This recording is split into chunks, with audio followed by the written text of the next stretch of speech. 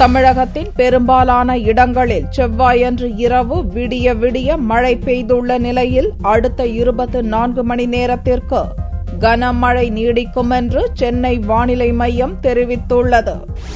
ஆந்திர கடலோர பகுதி மற்றும் அதை ஒட்டியுள்ள வங்கக்கடல் பகுதியில் குறைந்த காற்றழுத்த தாழ்வு நிலை நீடித்து வருகிறது. இதில் தொடர்புடைய மேலடுக்கு சுழற்சி காரணமாக வட மாவட்டங்களில் கனமழையும் தென் மாவட்டங்களில் மிதமான மழையும் பெய்து வருகிறது. அடுத்த 24 மணி நேரத்திற்கு கனமழை இருக்கக்கூடும் என்று சென்னை வானிலை மைய இயக்குநர் ரமணன் தெரிவித்துள்ளார்.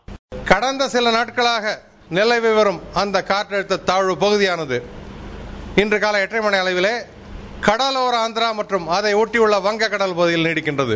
அதனுடன் தொடர்புடைய மேலடுக்கு சுழற்சியின் காரணமாக வட கடலோர மாவட்டங்களில் அநேக இடங்களிலும், வட உள் மாவட்டங்களில் ஒரு சில இடங்களிலும், தென் மாவட்டங்களில் ஓரிரு இடங்களிலும் மழை பெய்துள்ளது. பதிவு செய்யப்பட்ட விவரங்களின் அடிப்படையில் மிக அதிகமான மழை 12 சென்டிமீட்டர் டிஜிபி அலுவலகம், தாமரைப்பாக்கம் மற்றும் திருவள்ளூர் மாவட்டத்தில் ராமகிருஷ்ண ராஜுபேட்டில் பதிவாகியுள்ளது. வாரம் 24 மணி நேரத்தை பொறுத்தவரையிலே வட மாவட்டங்களில் அநேக இடங்களிலும், தென் மாவட்டங்களில் ஒரு சில இடங்களிலும் நாம் மழை எதிர்பார்க்கலாம். வட மாவட்டங்களை பொறுத்தவரை ஒரு இடங்களில் கனமழையும் இருக்கக்கூடும். சென்னை நகரை பொறுத்தவரை வானம் மேகமூட்டத்துடன் இருக்கும், விட்டு விட்டு மழை பெய்யும்.